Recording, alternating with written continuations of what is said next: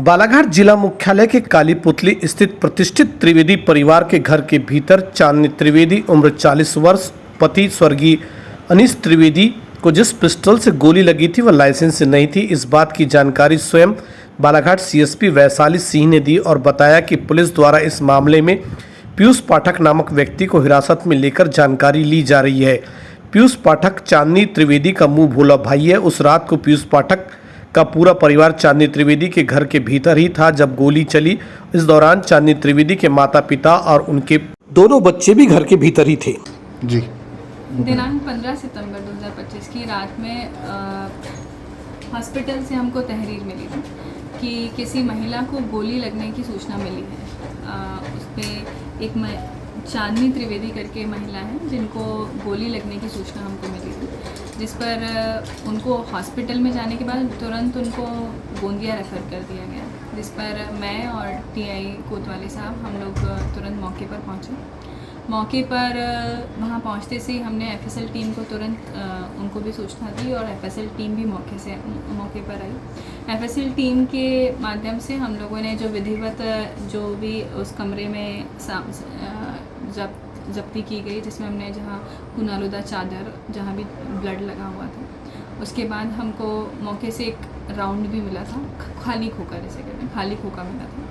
फिर मौके से हमने जो सीसीटीवी फुटेज भी घर में लगे हुए थे तो हमने डीवीआर भी जब्त किया था।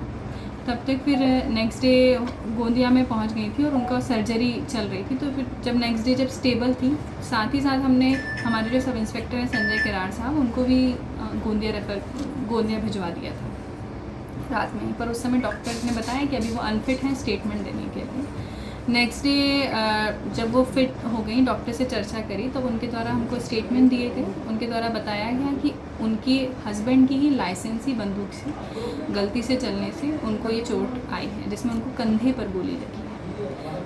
ये उनके कथन लिए गए। बाद में हमने डीवीआर जो हम लेकर आए थे उसमें डीवीआर का अवलोकन किया गया। डीवीआर में उनके ही घर में उनके मुँह बोले भाई हैं पीयूष पाठक, उनको घर में पिस्टल लेकर जाते हुए हमको डीवीआर में दिखेंगे, जिसमें डीवीआर का विधिवत पंचनामा बनाया गया है।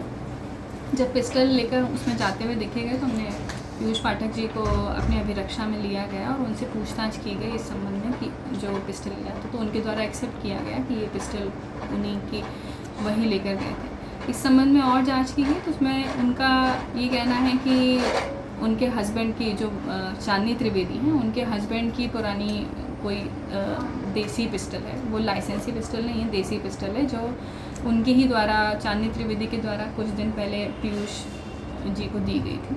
और उसी संबंध में अब आगे पीयूष पाठक जी से पूछताछ की जा रही है कि अभी देसी पिस्टल कहाँ है, तो उनके द्वारा बताया गया है उसी स्थान से जब्त की जाएगी और उसी अनुसार आगे वैधानिक कार्रवाई की जाएगी थाने के। जो कहाँ छुपाई है पिस्टल उन्होंने?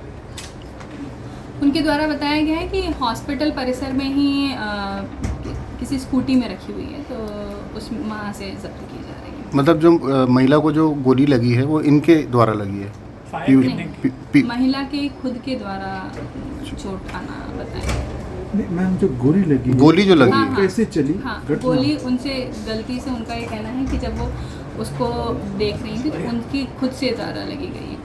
जब आपके द्वारा डीवीआर का अवलोकन किया गया, उसमें जब वो पीयूष पाठक जी गन ले जाते दिख रहे हैं तो वो जो गोली चलने का उसमें गोली जो घटना स्थल है मेन वो बेडरूम है, और जहाँ हमको वो अपने पैंट में पिस्टल रखते हुए दिख रहे हैं वो स्टेयर्स हैं, मतलब घर में एंट्री है, वहाँ से दिखी जाए।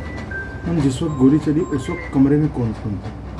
उस संबंध में अभी ये लोग सब बाहर थे, वो मैडम अकेली थी और उसके बाद और भी शायद उनके परिजन भी थे, तो उनसे परिजन से भी पूछताछ की जा रही है कि कमरे में कौन है। अब क्योंकि उनका इलाज चल रहा है तो ज़्यादातर परिजन उनके सब गोंदिया में ही उनके साथ हैं, तो अभी वो थोड़ा स्थिति में नहीं है। इन सभी तथ्यों पे जांच करके ही अपन आगे विधिवत कार्रवाई करेंगे। मैडम, जो पिस्टल पवन पाठक जी के पास पीयूष पाठक जी के पास देखी गई, वो पिस्टल किसकी है?